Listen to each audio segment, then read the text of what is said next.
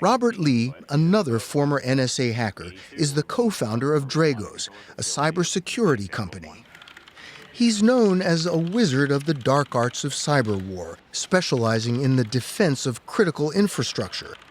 In 2015, he investigated an incident in Ukraine, the most destructive cyber attack on civilian infrastructure the world had ever seen.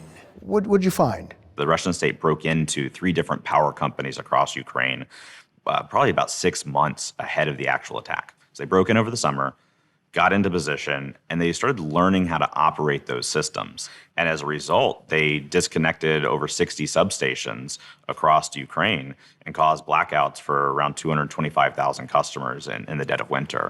It was all done remotely from this building in Moscow by hackers with the military intelligence agency, the GRU. The Ukrainians had to send utility workers to the impaired substations to manually restart each one. A year later, Lee says, GRU hackers were back with a much more sophisticated attack, a piece of malware that could cripple multiple transmission stations with one keystroke. What did it mean that Russia was able to do this? It was a shock to everybody because there's been a lot of theory around how you could do this. People in my community on the cybersecurity side have been talking about this for a long time on it's possible, but to actually see it demonstrated is a giant proof that you can do it. And we also know now they're bold enough to do it. Could the Russians do the same thing here in the U.S.? Absolutely.